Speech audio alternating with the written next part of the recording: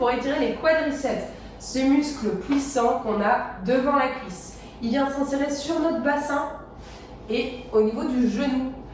Donc oui, quand on a des problèmes de genoux, parfois on va vous demander d'étirer le quadriceps, et pareil quand on a des problèmes de dos, parce que comme il vient s'insérer sur le bassin, s'il est trop contracté, il vient tirer un petit peu sur notre dos. Donc voilà, n'hésitez pas à l'étirer. Pour l'étirer, ce qu'on va faire, c'est qu'on va utiliser une chaise, un mur, une table, n'importe, quelque chose pour vous stabiliser et que vous ne perdiez pas l'équilibre. Je ne voudrais pas que vous tombiez, et puis surtout, je ne voudrais pas que vous travailliez en stabilisation, parce que ça va renforcer la musculation, c'est très bien, mais là maintenant, on veut vraiment du relâchement. Une main sur la chaise pour se stabiliser, l'autre, on va venir chercher son pied. On va se positionner. Ce que je veux ici, c'est vraiment pas avoir spécialement mon genou qui part derrière, sauf si je suis très souple. Dans mon cas, si je me positionne convenablement, mon genou est en avant. C'est pas grave, du moment que ça tire, c'est correct.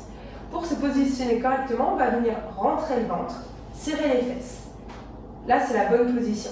Si jamais je lâche mon ventre et que je ne serre pas mes fesses, voilà ce que ça fait. Ça vient creuser dans le bas du dos. Et ça, on n'a pas envie.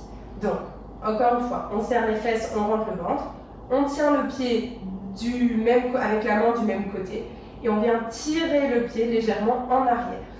Je me mets face à vous pour vous montrer l'alignement que je veux entre la hanche et le genou. Je veux vraiment pas mon genou qui parte sur le côté, ni à l'intérieur. Je veux qu'il soit en dessous de ma hanche. Et on tient. Encore une fois, on tient l'étirement une vingtaine de secondes. Ensuite, on essaye d'aller chercher un petit peu plus loin en pliant le coude ici derrière, par exemple. On attend 20-30 secondes et on relâche et on fait l'autre côté.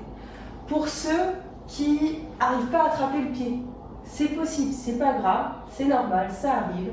On vient prendre soit sa ceinture, c'est la ceinture de peignoir, une ceinture à vous, une écharpe, n'importe, et on va venir tenir avec ça. Pour mon cas, je vais prendre un élastique parce que c'est ce que j'ai sous la main. Hop, j'y mets le pied et je le tiens comme ça. Salut tout le monde!